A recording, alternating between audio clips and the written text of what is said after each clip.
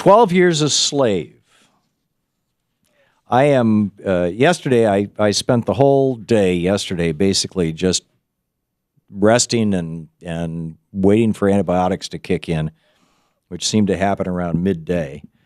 It's amazing you'll recall the day before yesterday, I was in the middle of the show. I was having to run out and buy cough syrup and stuff, and because something was just taking hold of my lungs, and I woke up and it was just on fire. The wonders of modern science. In any case, I am a member of the Screen Actors Guild and AFTRA, the American Federation of Television and Radio Performers, and AFTRA and SAG have merged, and so I'm a SAG, and as a consequence of that, I've been getting DVDs in the mail from SAG, from the Screen Actors Guild, for the vote for the SAG Awards for the best movie.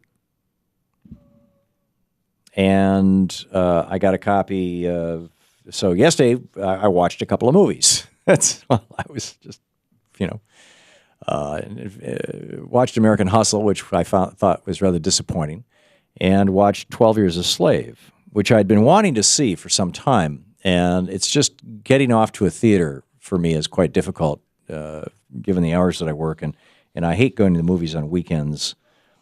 So this was perfect. I could just lay on the couch and watch it, which is what I did, along with Louise. And then I started asking friends of mine, have you seen this? The African Americans I know have all seen it.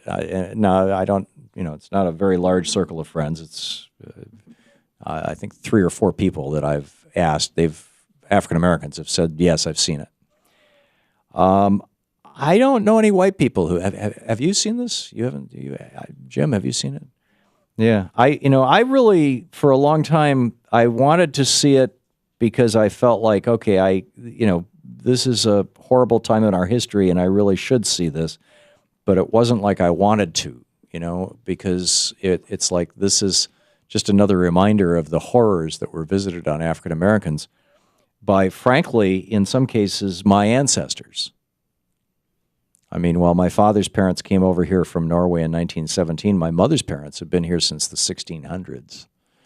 James Madison is a distant relative of mine, and he was a slave owner. And so I confess, I was, watched it with some trepidation. I got to tell you, let me talk to the white people in the audience here. You got to see this movie. Because one of the things that it does is it helps you understand that it's really not always just about race, that it's about misogyny, that it's about, there's this power thing here. These plantation owners were basically kings with little kingdoms, and they had, lords under them who were by and large white. They had, people working under them, but those people were, servants in the system too, as it were. And then, of course, the slaves were at the bottom of the pile in terms of power. And there was one scene where a woman who was constantly sobbing because her children had been taken away from her and sold is hauled away because she's just disrupting things with her crying all the time. And the hero of the film is watching her being hauled away, and he basically can't do anything about it. And it struck me that even if he had gone over and done something to help her in some way, and there was really, at that point, her kids were long gone. I mean, maybe he could have taken her a cup of water or something, but, it's like, it was the system. And the feeling I got was the same feeling that I got the other day when a homeless guy on the street asked me for a meal.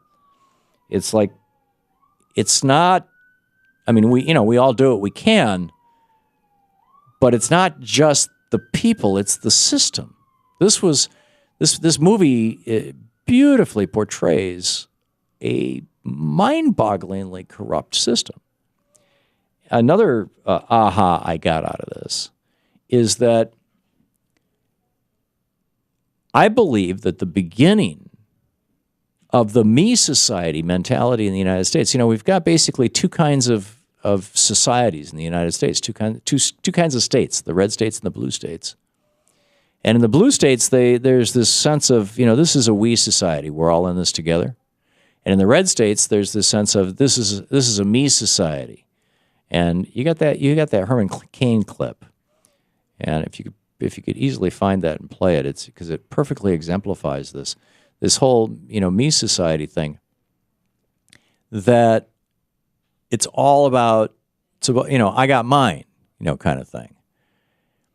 And it struck me watching this movie that this me society mentality began with slavery. And to prove that it's not always about race, that it's also about class. In fact, you could argue that it's even more about class than about race. Here's Herman Cain expressing this sentiment. If you don't have a job and you're not rich, blame yourself. You don't think? There you go.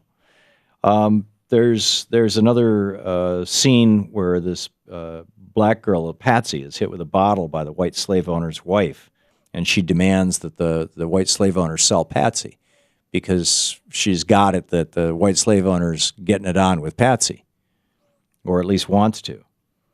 And he says to his wife, this is the woman who is the wife of the plantation owner. He says to his wife that he will get rid of his wife before he will get rid of this female slave, Patsy. And you get it that it wasn't just race, it was misogyny. That the power of misogyny is just mind-boggling. I mean, we still don't have a female president. The power of misogyny, I think, trumps the power of racism in many cases. And that comes through in this movie. This movie, 12 Years a Slave, it's just an amazing, amazing movie. There's a scene where a woman whose husband runs a plantation gives the hero of the movie a shopping list and says, take this to the store and get these things, and says, you don't know how to read and write, do you? And he says, well, sort of a little bit. And she says, don't tell anybody, they'll kill you for that. And you get it that the way that power was enforced was by keeping people stupid, by keeping people unable to, uninformed and uneducated. And it hit me. That's what we're doing with our public schools and with Fox News. It's like we're still working on keeping people stupid.